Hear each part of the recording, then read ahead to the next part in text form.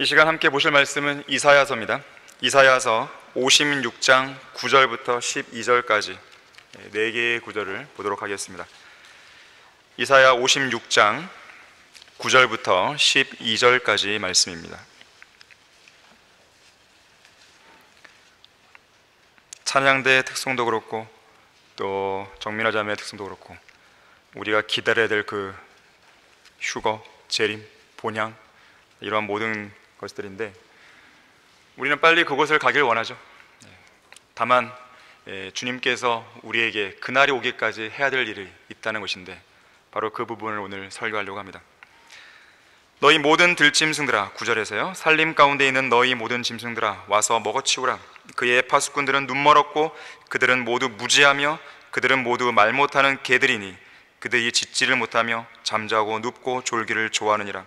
정녕 그들은 만족할 줄 모르는 욕심 많은 개들이며 깨닫지 못하는 목자들이라. 그들 모두가 그들 자신의 길만을 보나니 모두가 자기 자리에서 자기의 이익만 도모하고 말하기를 오라, 내가 포도주를 가져오리니 우리가 독주를 진탕 마시자. 내일도 오늘 같을 것이요 더 많이 풍요하리로다 하느니라. 말씀을 위해 다 같이 기도하겠습니다. 감사하신 아버지 하나님, 아름다운 예배 드릴 수 있도록 이 귀한 은총과 특권을 베풀어 주셔서 감사드립니다. 이 시간 주님의 도우심이 필요합니다. 우리는 어리석고 무지한 자들입니다. 주님께서 지각을 열어주시고 지성의 눈을 밝혀주셔서 우리가 오늘 반드시 귀담아 들어야 될, 또 마음에 새겨야 될 그 메시지를 마음속에 담을 수 있도록 도와주십시오. 마귀가 어떠한 형태로든지 이 설교 시간을 방해하지 못하도록 막아주시길 원합니다. 우리가 무언가 하나라도 깨달은 상태에서 한층 더 믿음이 성숙할 수 있는 그런 계기로 이 시간을 삼아 주십시오. 모든 걸 주님께 부탁드립니다. 주 예수 그리스도 이름으로 기도했습니다. 아멘. 파수꾼이 잠든 시대라는 제목으로 설교하겠습니다. 파수꾼이 잠든 시대. 언론이 있죠. 언론은 제4의 권력이란 말이 있습니다. 제4의 권력. 현대사회에 미치는 언론의 영향력이 그만큼 크다는 것입니다. 그 힘과 중요성이 너무 크다 보니까 국가의 최고 3대 권력기구, 그러니까 행정부, 입법부, 사법부가 있는데 이것을 능가하기도 하는 거예요. 행정부, 입법부, 사법부 그 다음에 제4의 권력이 바로 언론이라는 그런 말이 있습니다. 그래서 영국의 정치가요 문장가인 리턴 경은 펜은 칼보다 강하다 그런 말을 남겼습니다. 1932년 노벨 문학상을 수상한 존 골즈워디는 여론이 항상 법률을 앞선다 그랬어요. 여론이 법을 앞세우는 거예요. 프랑스의 나폴레옹도요, 여론은 세상의 지배자다 그랬어요. 언론을 통해 조성된 그 여론이 세상을 지배한다는 것이죠. 독일의 철학자 헤겔이라는 사람은 신문을 읽는 것이 현대인들에게는 아침 기도와 같다 그랬어요. 신문을 읽는 것이. 그야말로 언론이 신이 되어버린 세상입니다. 이런 언론에 대해서 러크만 목사님은 이렇게 비평한 적이 있어요. 언론은 거짓된 가치관들로 구성된 전체주의 체계를 세움으로써 교육자들과 정부의 각 부처 장관들을 파괴시킨 장본인이다. 언론은 국가를 파괴하고 있고 학교 교육 시스템을 망치고 있다 그랬어요. 그래서 오늘날 언론은요, 사람들의 최종적인 판단 기준이 됐습니다. 국가 최고의 법인 것처럼 국민들 위해 이 언론이 군림하기도 하는 것이죠. KBS, MBC, SBS, 지상파 방송 3사 그렇죠. 종편 방송 채널, 조중동 신문들, 유튜브, 자, 이런 것들을 통해서 양산되는 편향되고 왜곡된 내용들이 국민들의 정신세계를 좀먹고 있어요. 제가 말씀드리는 왜곡됐다고 하는 것은 뭐냐면 성경적인 가치관에 봤을 때 그렇다는 거예요. 세상적인 가치관에 부합하는 그걸 말하는 게 아닙니다. 결국 국민들로 하여금 올바른 판단을 내리지 못하게 하고 있습니다. 쉽게 말하면 이런 언론기관에서 죄를 지적하고 있나요? 죄가 정말로 무엇인지를 알려주고 있냐 이거예요. 동성연애를 죄라고 말하고 있냐 이거예요. 지옥에 가지 말라고 하는 언론이 있나요? 그렇지 않잖아요. 오히려 지옥으로 보내고 있죠. 자, 그러한 관점에서 지금 말하는 것입니다. 언론이 어떤 문제에 대해서 무엇이라고 규정하든지 사람들은 거기에 순응해야 돼요. 예를 들면 언론이 인간의 죄악들에 대해서 과장하고 미화한단 말이에요. 그렇게 해서 내놓은 어떤 정의들이 있어요. 그러한 정의들을 수용하지 않으면 편협한 분리주의자가 됩니다. 독선적인 극단주의자가 되는 거예요. 사랑이 결여된 중범죄자로 낙인시키게 됩니다. 언론은 단 한 번도 죄를 죄라고 정직하게 말하는 법이 없습니다. 간음을 성인들 간에 이루어진 합의라고 말하잖아요. 언론에서 말하는 거예요. 음행을 적법한 혼전 성교라 그러죠. 성도착이나 불륜을 동성연애다, 사랑이다 이렇게 미화해버리죠. 창녀를 직업 여성이다 그래요. 진화론을 과학이라 그러죠. 좌파 공산주의를 민주주의 인권 운동이라고 말합니다. 인종 혼합을 다문화 과정으로 미화시켜버리죠. 자, 때로는 합법적인 행위인데 이것을 부정적인 이미지로 왜곡시켜버립니다. 그래서 정상적인 체벌을 어린이 학대라고 규정하죠. 공교육 현장을 쑥대밭으로 만들어버리는 것이 바로 언론입니다. 뿐만 아니라 매일같이 쏟아내는 새로운 뉴스거리나 더 자극적이고 정력적인 요소들로 사람들을 중독되게 하고 있어요. 말하자면 인간은 언론을 섬기는 우상 숭배자나 다름없습니다. 여러분들은 신문이나 뉴스를 대할 때 비판적인 시각을 가지고 대하셔야 됩니다. 성경적인 기준을 가지고 대하셔야 돼요. 그냥 그것을 있는 그대로 덥석 물으시면 안 됩니다. 자, 이렇듯 우상으로 군림하고 있는 언론이 대중의 여론을 형성하면 그 여론은 국정을 좌지우지하기도 합니다. 그래서 때로는 대통령을 권좌에서 끌어내려 감옥으로 보내기도 하고, 때로는 무능한 대통령을 권좌에 올리기도 하는 거예요. 때로는 거품으로 가득 찬 왜곡된 국정 지지율을 만들어내기도 합니다. 문재인 정부는 많은 실정들을 했는데도 불구하고 지지율이 안 내려가잖아요. 무서운 겁니다. 이거는 정상적인 게 아니에요. 한편 국가와 국민의 이익보다 당리 당략을 더 중시하는 정치꾼들은 이런 왜곡된 국정 지지율을 이용해서 이것이 바로 국민들의 집단 지성이다 이렇게 말하는 거예요. 그러면서 국가와 국민을 무지와 도탄에 빠뜨리고 있습니다. 그들이 말하는 집단 지성은 언론에 의해서 잘 길들여지고 세뇌된 집단 지성이라는 걸 알아야 됩니다. 그리스의 철학자 플라톤이 꿈꿨던 이상사회가 바로 그런 사회예요. 세뇌된 집단 지성으로, 세뇌된 사회적 지성으로 무장한 철학자들이 주도해가는 사회. 사실 플라톤은 구원받지 못한 이교도 철학자입니다.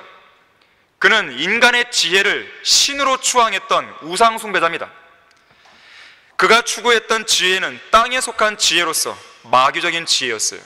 자, 그런데 사람들은 세상 사람들 뿐만 아니라 신학교에 종사한다고 하는 사람들도 플라톤을 높게 평가합니다. 철학을 알아야 신학을 더 잘 공부할 수 있다고 생각하는 것이 이 나라 신학교의 실상이에요. 성경은 아무도 철학으로 하여금 너희를 노락지하지 못하게 하라고 경고하는데 세상 신학교들, 세상 교회들은 철학을 높이 평가합니다. 이 바보 같은 짓이 어디 있어요? 누가 그렇게 만든 겁니까? 그게 바로 사회적인 지성이고 집단 지성이에요. 얼마나 어리석어요. 성경은 그런 지혜에 대해서 이렇게 말합니다. 이러한 지혜는 위로부터 내려온 것이 아니라 땅에 속한 것이요 정욕적이며 마귀적인 것이니라. 이는 시기와 다툼이 있는 곳에는 혼란과 온갖 악한 일이 있기 때문이라. 그래서 철학은 인생의 문제를 해결하는 것이 아니라 인생의 문제를 복잡하게 만드는 거예요. 혼란스럽게 만듭니다. 자, 이런 상황에서 국민들은 사전에 프로그래밍 되어 있는 로봇처럼 언론이 제공하는 정보와 기준을 아무런 비판적인 사고 없이 최종 잣대로 삼아서 잘못 판단하고 잘못 행동합니다. 로봇처럼 행동합니다. 자, 이것이 사회적인 지성이라는 거예요. 집단 지성의 실천이죠. 국가 통수권자들은 이러한 점을 잘 알고 있기 때문에 어떻게 해서든지 언론과 좋은 관계를 유지하려고 합니다. 아예 언론을 매수하거나 언론을 통제하려고 하는 것이죠. 과거의 독재자들이 그렇게 했습니다. 대표적인 사례가 제2차 세계대전 당시에 독일의 나치 정권이에요. 이 대중 조작의 상징으로 잘 알려진 나치의 선전 장관 파울 괴벨스가 있습니다. 그 사람은 이렇게 말했어요. 나에게 하나의 문장만 주어지면 그 누구라도 감옥에 보낼 수 있다 그랬어요. 그 한 문장을 가지고 여론을 형성시킵니다. 언론을 이용하는 거예요. 그러면 그 한 문장 때문에 아무런 죄가 없는 사람이 죄인으로 낙인찍힙니다. 그리고 감옥에 보내는 거예요.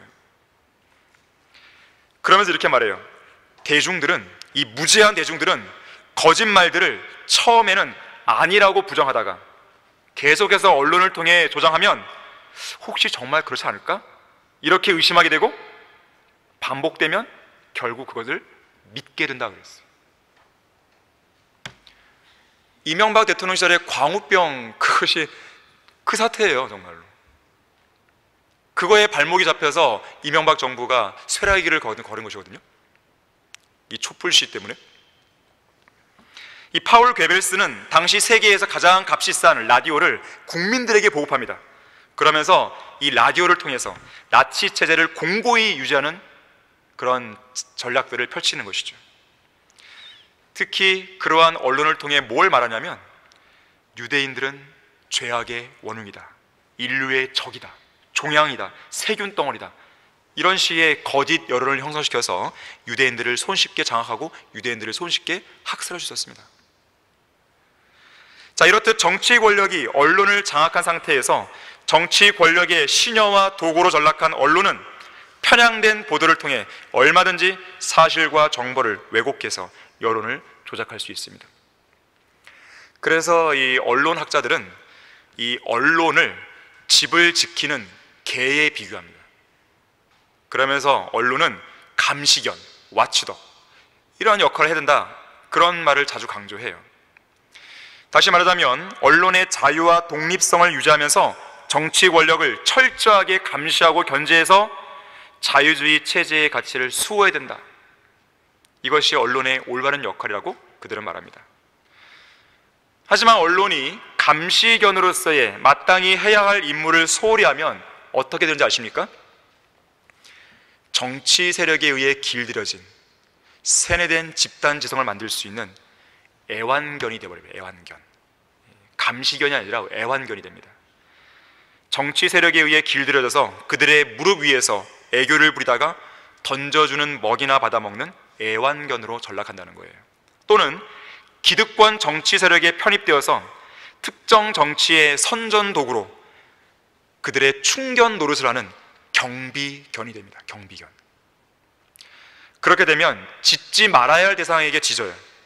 물지 말아야 할 대상을 물어버립니다. 실로 기가 막힌 참극이 벌어집니다. 심지어 어떤 정치적이고 사회적인 이슈에 대해서 아예 입을 다물어버려요. 짖지 못하는 개 마냥 그저 눈이나 감고 잠만 자는 슬리핑 독이 되는 거예요. 슬리핑 독. 자, 성경에는 개에 관한 언급이 40회 정도 나옵니다. 그 중에는 이런 슬리핑 독에 관한 내용도 들어있어요. 오늘 설교 본문이 그렇습니다. 그의 파수꾼들은 눈멀었고 그들은 모두 무지하며 그들은 모두 말 못하는 개들이니 그들이 짖지를 못하며 잠자고 눕고 졸기를 좋아하니라. 정녕 그들은 만족할 줄 모르는 욕심 많은 개들이며 깨닫지 못하는 목자들이라. 선지자 이사야는 마땅히 해야 할 임무를 소홀히 했던 당대의 파수꾼들, 거짓 선자들 향해서 짖지를 못하고 잠자고 눕고 졸기를 좋아하는 슬리핑 독으로 비유하고 있습니다. 그러면서 강력하게 책망하고 꾸짖고 있는 것이죠. 자, 이 시대의 파수꾼들은 누구입니까? 예수 그리스도의 피로 구속받고 성령으로 거듭난 바로 우리 그리스도인들입니다. 바른 성경인 한글 킹제임 성경을 최종권으로 믿고 있고 진리 안에서 하나님을 섬기고 있고 그 말씀에 순종하는 성경대로 믿고 실행하는 그리스도인들이에요. 다른 세상 교회들은 올바른 파수꾼들이 아니에요. 하늘나라의 본향을 바라보면서 이 세상을 순례자요 나그네로 살아가는 바로 이 자리에서 영과 진리로 하나님께 경배를 드리고 있는 우리들인 것입니다. 자, 파수꾼은 마땅히 해야 할 파수꾼으로서의 소임을 다해야 되는 것이에요. 여러분은 이 시대의 파수꾼으로서 파수꾼의 소임을 다하고 계십니까? 첫 번째로, 파수꾼은 항상 깨어 있어야 돼요. 파수를 보는 상황에서는 어떤 경우에도 잠들면 안 됩니다. 자기가 책임을 져야 됩니다. 파수꾼을 영어로 왓치맨이라고 그래요. 왓치맨. 한글 킹제임 성경에서는 이 왓치맨의 그 앞에 있는 watch, 이것을 깨어 있으라는 말로 번역했습니다. 주의하라, 조심하라는 말인데 깨어 있으라는 것이죠. 다시 말하자면 왓치맨, 파수꾼은 항상 깨어 있는 사람입니다. 다른 사람들처럼 잠자지 않고 항상 정신을 차려 깨어 있는 사람이에요. 무엇에 대해 깨어 있어야 될까요? 우선 우리의 대적들에 대해서 깨어 있어야 됩니다. 대적들에 대해 조심해야 돼요. 주의해야 됩니다. 깨어 있어야 돼요. 지난 문재인 정부 시절에 이름을 밝히지 말아달라고 요구하면서 언론 인터뷰에 익명으로 응한 한 국군 장성이 있었습니다. 이 장성이 하는 말이 문재인 정부가 국방백서에서 북한군은 적이다라는 문구를 삭제했다면서 북한 정권과 북한군을 적으로 부를 수도 없다 보니 장병들의 군기가 느슨해질 수밖에 없었다라는 말을 했어요. 손자병법에는 적들이 오지 않을 것이라는 생각은 절대로 하지 말라고 그랬어요. 적들이 공격하지 않을 것이라는 생각은 추호도 하지 말라고 그랬습니다. 그런 건 없다는 거예요. 메가더 장군은 작전에 실패한 지휘관은 용서받을 수 있으나 경계에 실패한 지휘관은 절대 용서받을 수 없다고 그랬습니다.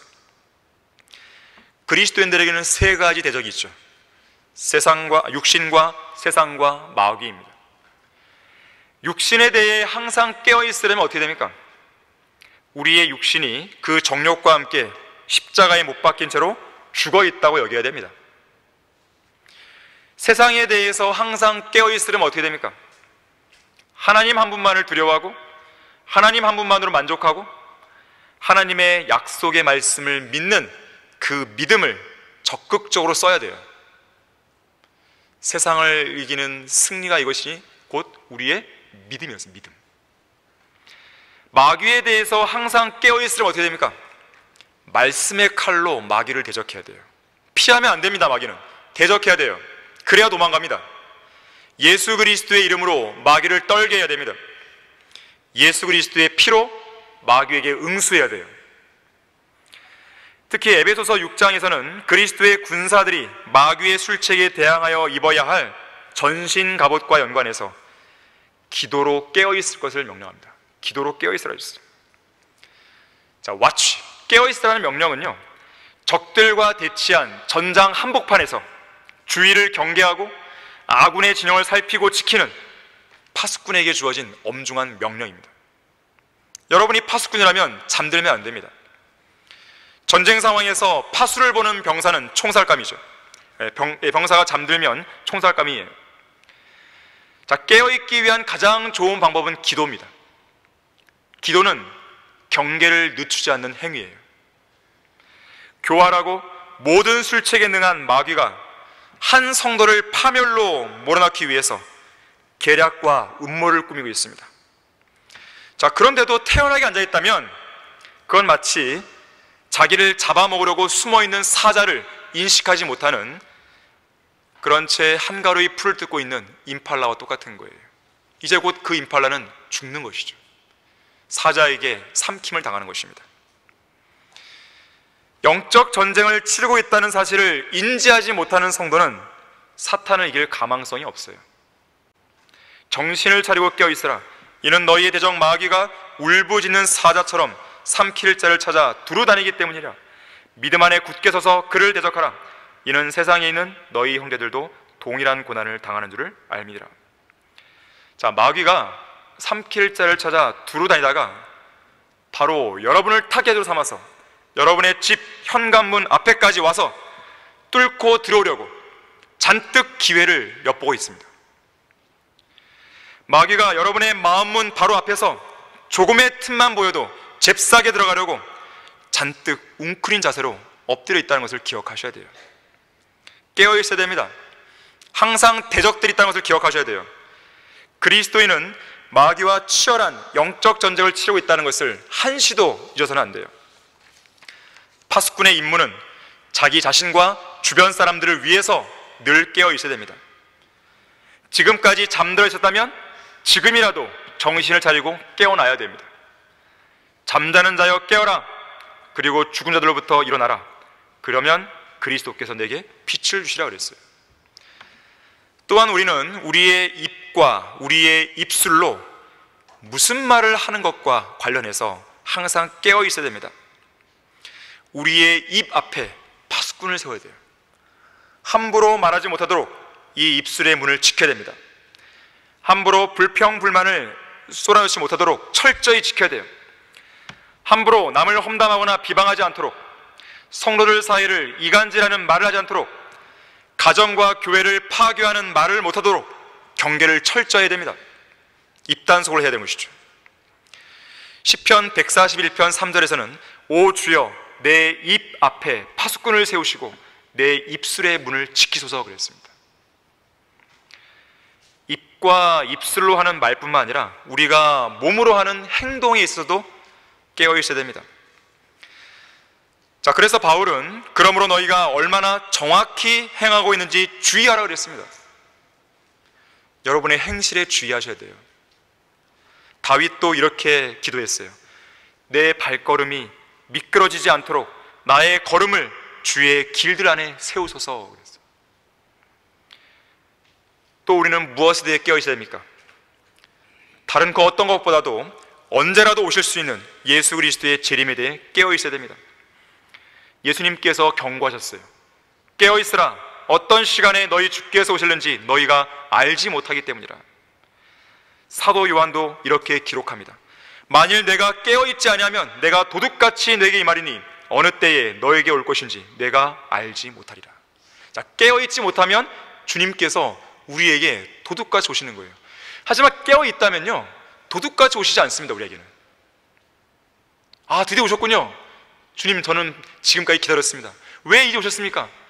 그러나 지금에 오셨으니까 저는 감사합니다. 저를 데려오셔서 감사합니다. 이럴 거예요. 예수님께서 다시 오시는 때를 우리에게 알려주시지 않는 이유는 바로 여기에 있습니다. 깨어있게 하기 위해서. 재림의 날과 시간을 알고 있다면 우리 중 대부분은 잠들어 있을 것이 분명합니다. 단언컨대 대부분의 성도들이 그리스도인으로서 머물러 있어서는 안 될 자리에 가 있거나 결코 가서는 안 될 자리에 서 있으면서 절대 해서는 안 될 무가치하고 수치스러운 어떤 일에 몰두하고 있을 것이에요. 무가치하고 수치스러운 일이 뭡니까? 세상 정욕을 추구하는 일입니다. 우리는 거룩해야 돼요. 우리는 순종하는 하나님의 자녀입니다. 순종하는 자녀는 거룩함을 보여야 돼요.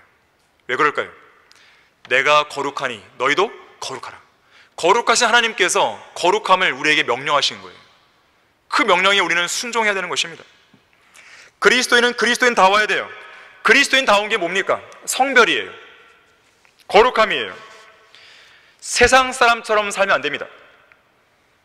자, 그래서 우리는 항상 깨어있는 파수꾼이 되어야 되는 것이죠.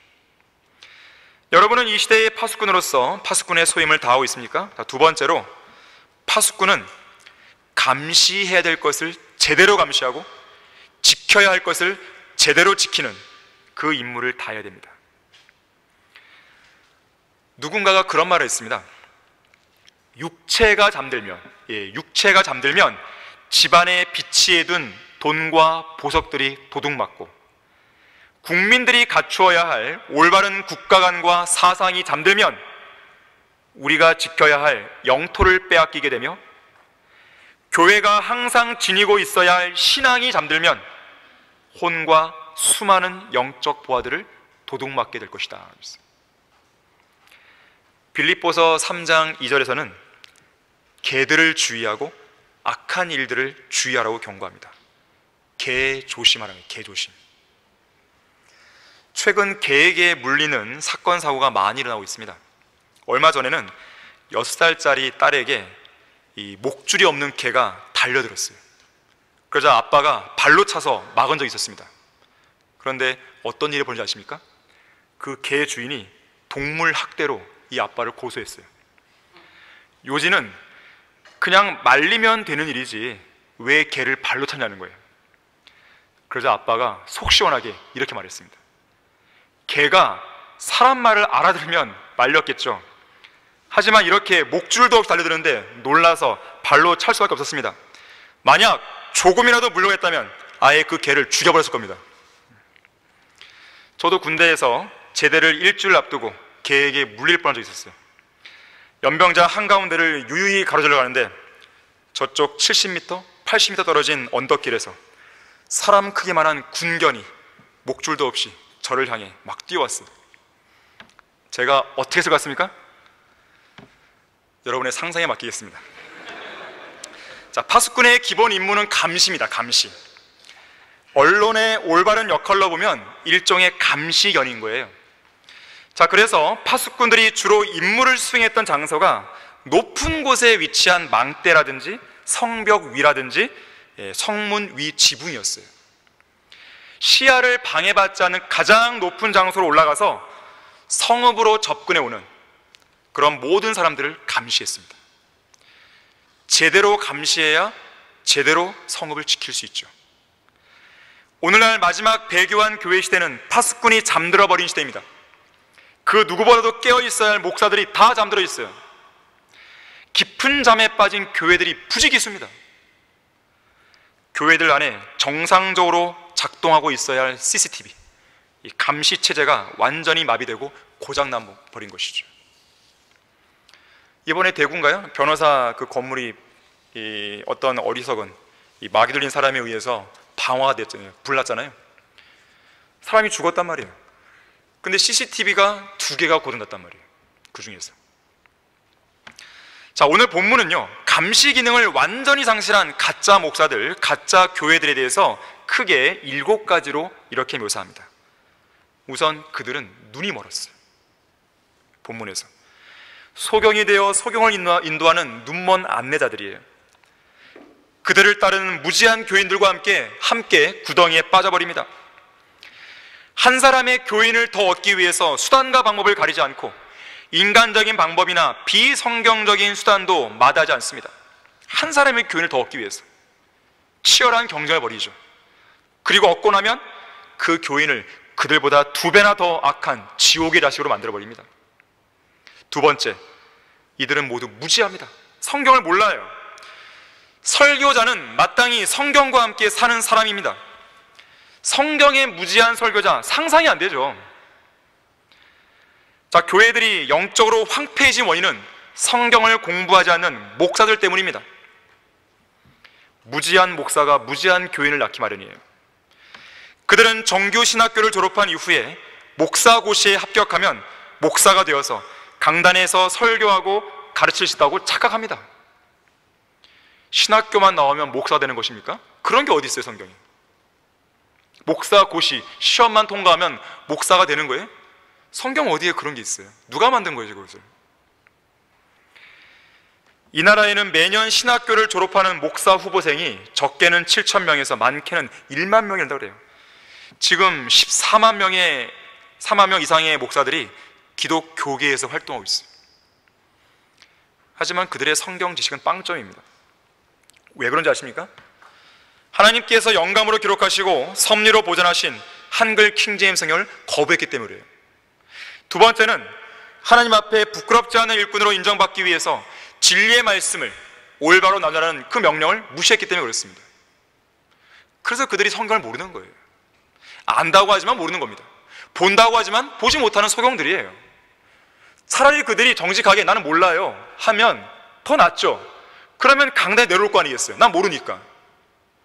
하지만 안다고 본다고 계속 강단에서 버티고 있다 보니까 교인들이 다 영적으로 파괴되어 버리는 것이에요. 자, 세 번째로, 이들은 말을 못하고 짖지를 못합니다. 짖지 못하는 개가 있습니까?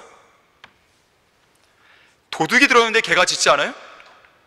도둑이 던져주는 고기나 받아먹고 그 앞에 조용히 입을 다문 채 꼬리나 흔들고 있는 개는 개가 아니죠. 그게 무슨 개예요?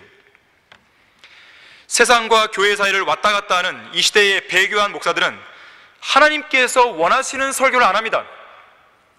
회중의 양심을 강력하게 찌르는 설교를 안 합니다. 타락한 설교자는 타락한 성도들이나 구원받지 못한 죄인들을 책망할 수 없어요. 그들은 죄를 책망하지 않고 지옥을 경고하지 않습니다.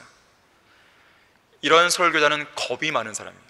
소심한 사람이에요. 몸을 사리는 것이죠. 자신과 쾌락을 사랑해서 자신의 죄들을 숨길 곳을 찾습니다. 군중심리예요. 회중들도 죄를 짓게 만듦으로써 자기의 죄를 감추는 거예요. 동병상련이죠. 자, 그래서 이 나라 목사들은 강단에서 싸구려 설교를 하면서 돈을 벌고 있는 것입니다.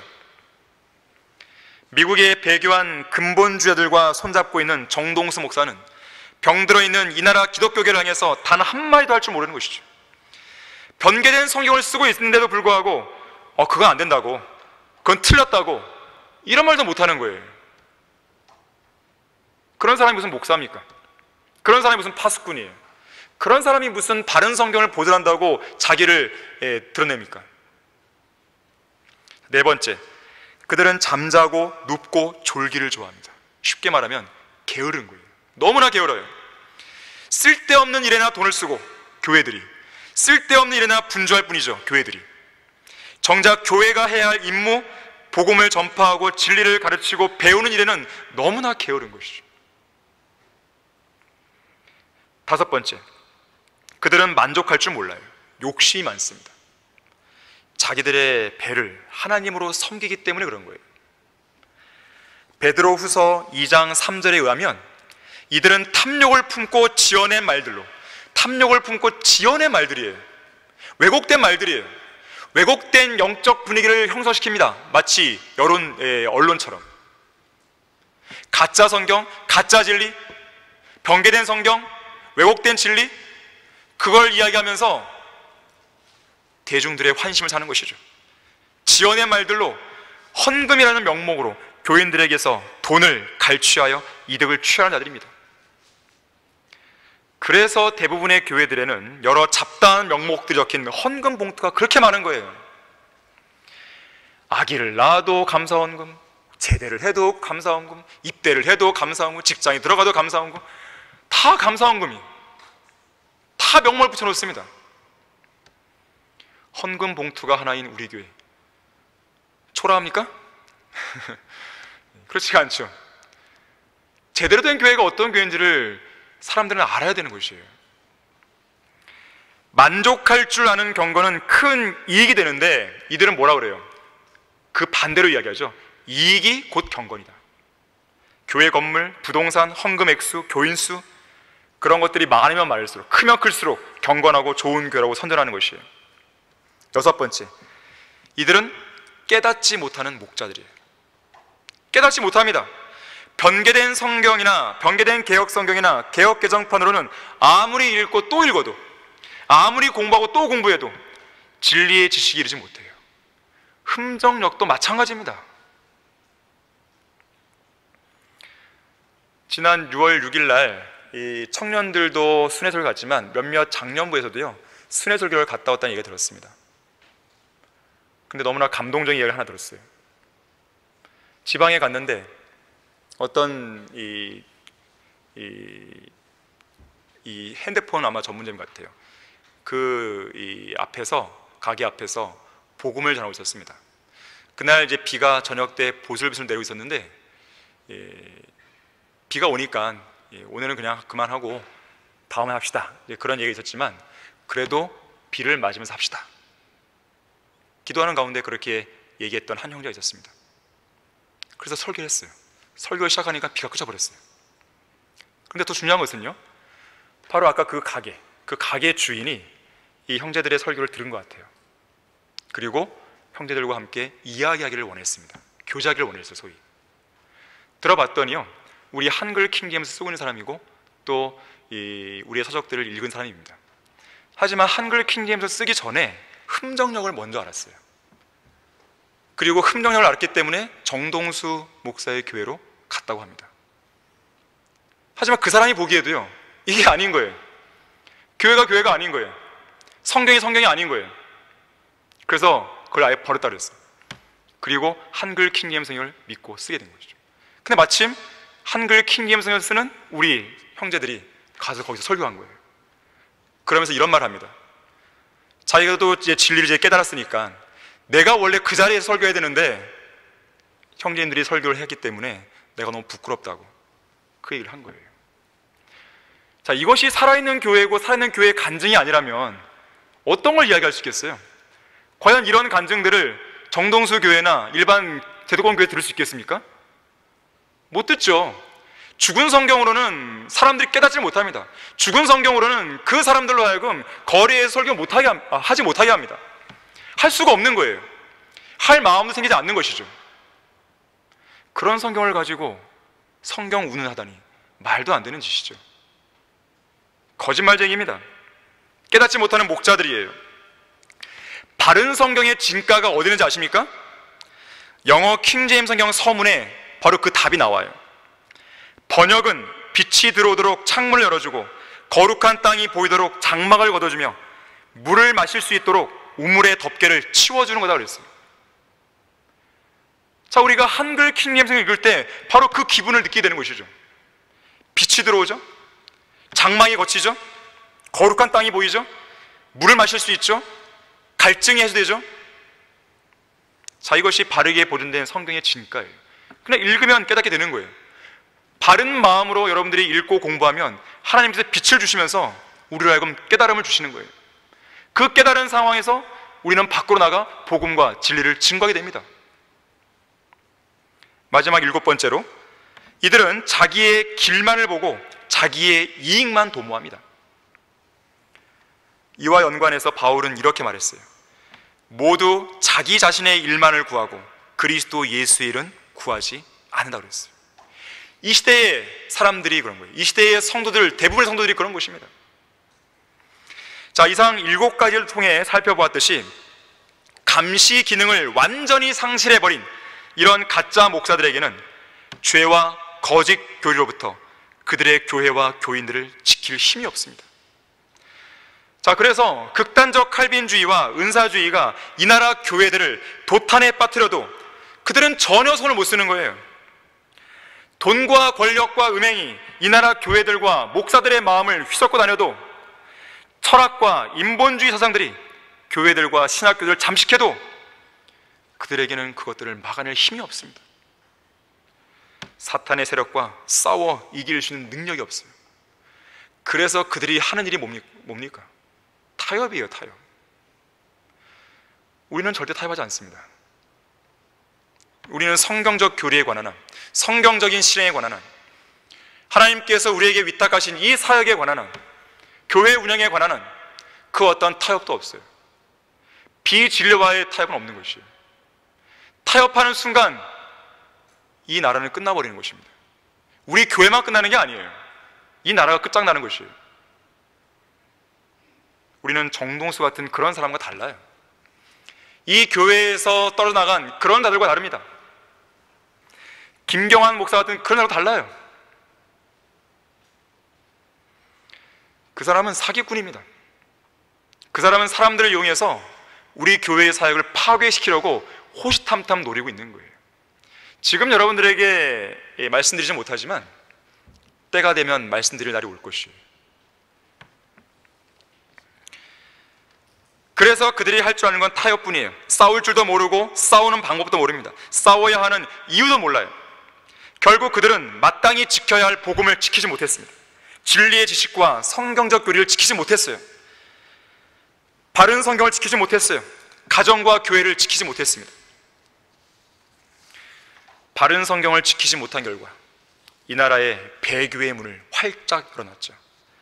그 대신 복음의 문을 완전히 닫아버렸죠.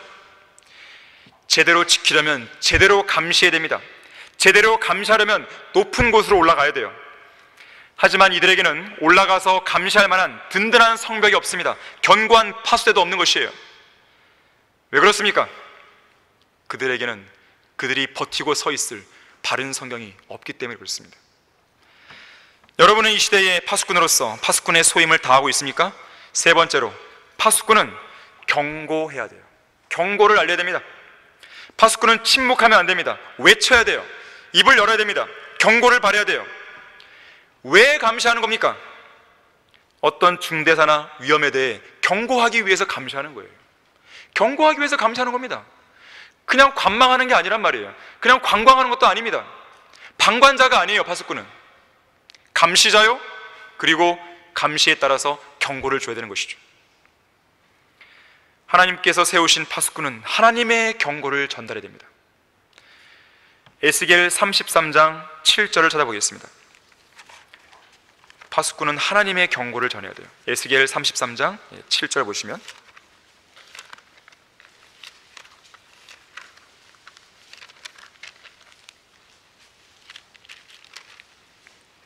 그러므로 오 너 인자야, 내가 너를 이스라엘 집에게 파수꾼으로 삼았으니 너는 내 입에서 말을 듣고 나로부터의 경고를 그들에게 전하라 그랬어요. 하나님의 경고를 전해야 됩니다. 이 시대의 파수꾼들인 우리 그리스도인들, 과연 하나님의 경고, 어떤 경고를 구체적으로 전해야 되는 것인가? 자, 구원받지 못한 죄인들에게는 당연히 죄를 경고해야 되죠. 사망을 경고해야 되죠. 지옥을 경고해야 되죠. 구원받은 성도들에게는 뭘 경고해야 됩니까? 마귀의 미혹과 마귀의 공격을 경고해야 되죠. 특히나 예수 그리스도께서 이제 곧 오실 것이라는 경종을 울려야 되죠. 파수꾼아 밤이 어떻게 되느냐? 파수꾼아 밤이 어떻게 되느냐? 여러분들에게 하나님이 물으시는 거예요. 하시니 파수꾼이 말하기를 아침이 오나니 밤도 오리이다. 이미 밤이 왔어요. 밤이 왔다면 아침도 오겠죠. 이 교회 시대는 밤의 시대입니다. 이제 곧 아침이 밝아오는 거예요. 샛별이 우리 마음에 떠오를 날이 오는 것이죠. 그뿐만이 아닙니다. 대환란이라는 이 어두움의 밤이 지나면 지상으로 재림하시는 의의 태양이 떠오르는 거예요. 저 하늘에서. 모라비안들의 지도자 진제엔도르프는 어렸을 때부터 자신에게 영원한 생명을 주신 주님을 위해서 남은 생애를 살겠다고 결심합니다. 그리고 죄인들을 예수 그리스도께로 인도하겠다는 그런 결심 속에서 세계 선교의 꿈을 품습니다. 하지만 그는 그런 이유로 신학교에 갔지만 당시의 분위기상 귀족의 자녀들이 목회 사역을 한다는 것은 흔한 일이 아니었다 그래요. 결국 그 꿈을 접고 변호사가 되려고 법학대학에서 공부했습니다. 자, 그런데 그 공부를 다 마치고 1년 정도 유럽을 둘러볼 기회가 있었습니다. 그런데 이 여행 중에 그의 인생의 항로를 바꿔놓은 중대한 사건이 일어납니다. 한 번은 뒤셀도르프에서 미술 전시품을 보고 있었어요. 그때 이 사람을 보라라는 이 제목의 그림이 걸려 있었습니다. 진젠도르프는 그 그림 앞에 섰어요. 그 그림은 예수 그리스도께서 고난을 받으시는 모습이었습니다. 그리고 그 밑에를 보니까 나는 너를 위해 목숨을 버렸건만 너는 나를 위해 무엇을 하느냐라는 글귀가 쓰여 있었습니다. 마치 예수님의 책망을 직접 듣고 있는 듯한 기분이 들었어요. 이로 인해 큰 충격을 받은 진젠도르프는 예수님을 위해서라면 어떤 희생도 감수하겠다는 결심을 그 자리에서 하게 됩니다. 이후 고국으로 돌아와서 곧바로 드레스덴 왕궁에서 왕실 법률 고문으로 일하면서도 동시에 주님을 위한 선교 사역을 실제 행동으로 옮기기 시작합니다. 먼저 선교 본부를 세우기 위해서 많은 재산을 들여 베르셀스도르프의 영지를 구입하게 됩니다. 때마침 모라비안들이 근처에 피신해 있다는 소문을 들은 그는 자신의 영지를 모라비안들에게 내어줍니다. 그리고 물질적인 지원을 아끼지 않아요. 이에 모라비안들은 유럽 전역에서 하나둘씩 그곳으로 모여들었고 첫 번째 해에는 90명이었던 정착민들이 4년 뒤에는 300명으로 늘어났습니다.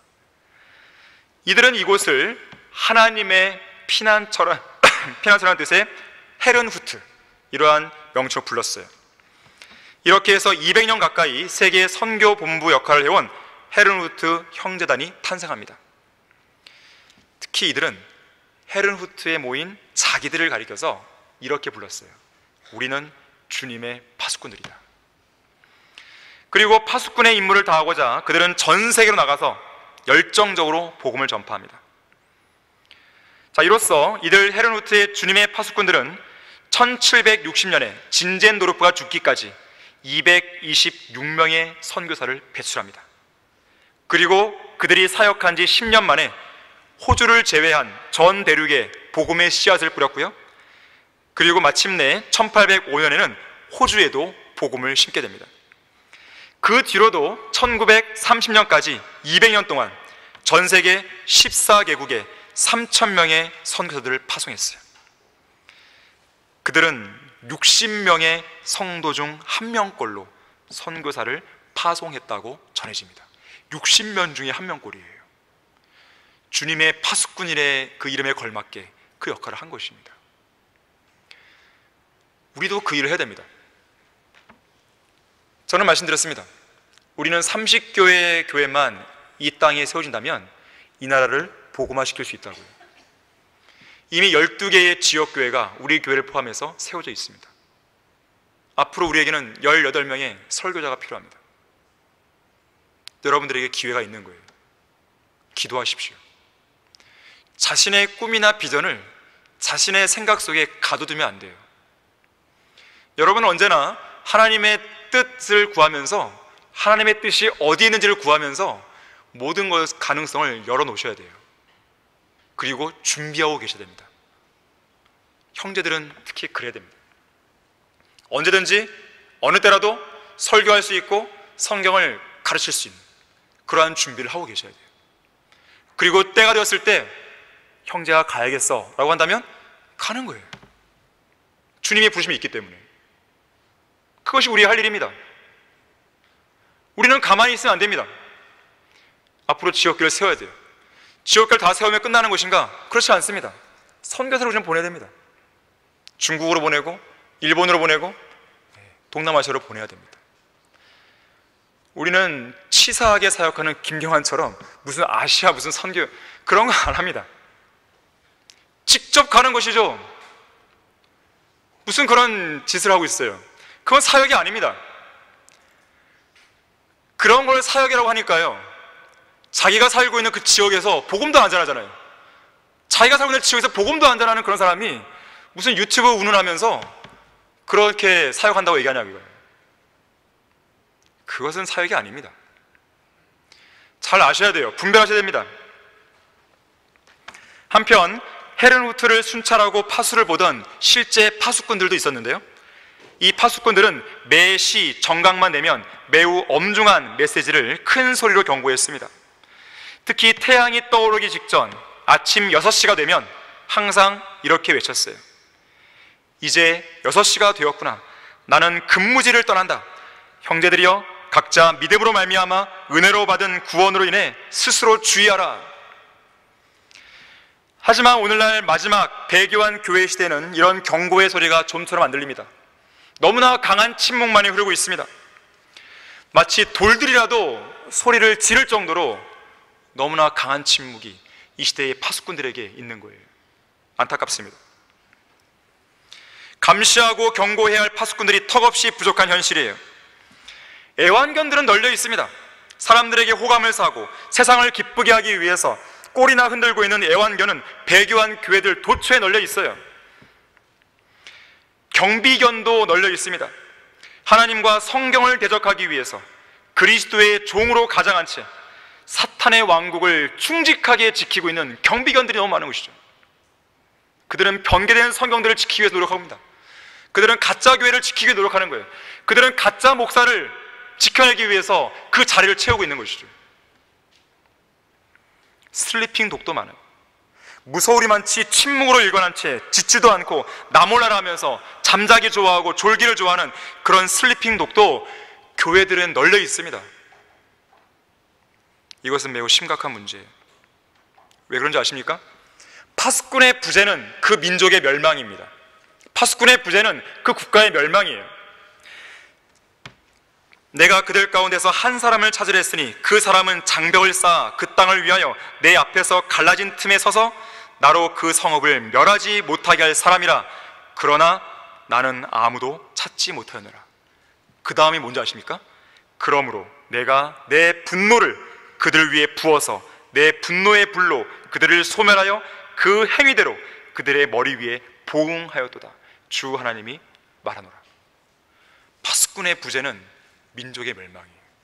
교회만 망하는 게 아닙니다. 하나님께서는 파수꾼들을 향해 잠잠하지 말라고 명령합니다. 내가 내 성벽 위에 파수꾼을 세웠고 그들로 밤이나 낮이나 잠잠하지 않게 하였느니라. 주를 말하는 너희는 잠잠하지 말라 그랬어요.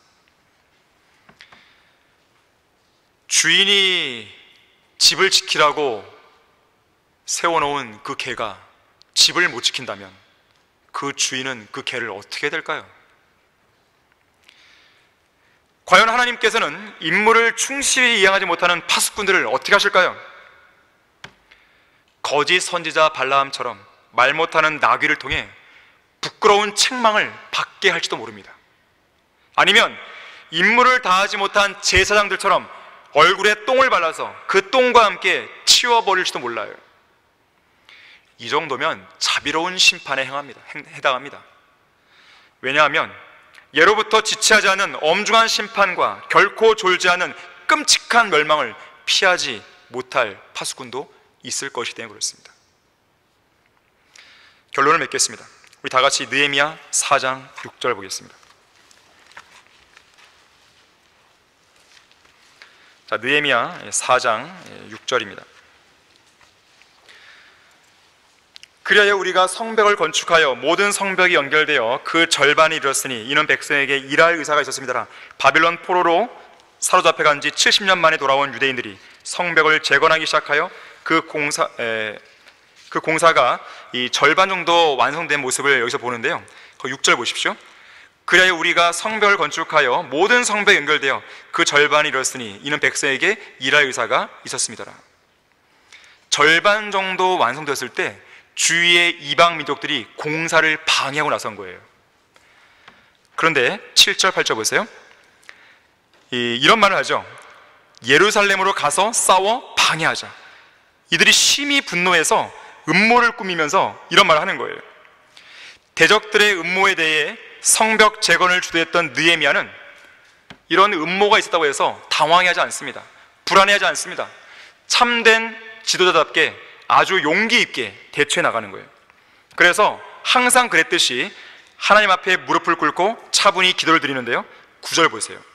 그러므로 우리가 우리 하나님께 기도하고 그들 때문에 밤낮 그들에 대하여 파수꾼을 세웠도다. 기도하는 것과 동시에 파수꾼을 세운 거예요. 기도하는 것과 동시에 어떤 상황을 지킬 파수꾼을 세운 겁니다.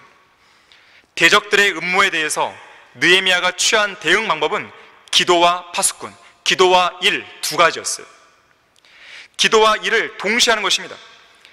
그리스도인은 기도하되 쟁기를 잡고 기도해야 돼요. 쟁기를 잡지 않고 기도하는 것도 안 되고 기도하지 않고 쟁기질만 해서도 안 됩니다. 기도만 하는 것이 아니라 마땅히 성도로서 해야 할 파수꾼의 임무를 다해야 되는 것이에요. 어떤 어부가 폭풍이 배를 향해 다가오는 것을 보자 옆에 있던 다른 어부에게 이렇게 말했습니다. 자네는 열심히 기도하게, 나는 열심히 배를 저을 테니. 누군가가 우리 성경대로 믿는 사람들이 타고 있는 이 배를 흔들 때 우리는 우리의 배를 지키기 위해 기도도 열심히 해야 되지만 동시에 열심히 배를 저음으로써 이 위험한 상황을 극복해 나가야 돼요. 거기 17절 18절도 보세요.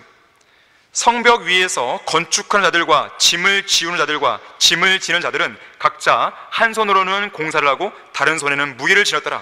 건축자들은 각자 자기 옆에 칼을 차고 건축하였으며 나팔 부는 자는 내 옆에 있었더라. 각자의 자기 임무를 하는 거예요. 또한 건축자들은요, 칼을 찼으면서도 건축하는 것이죠.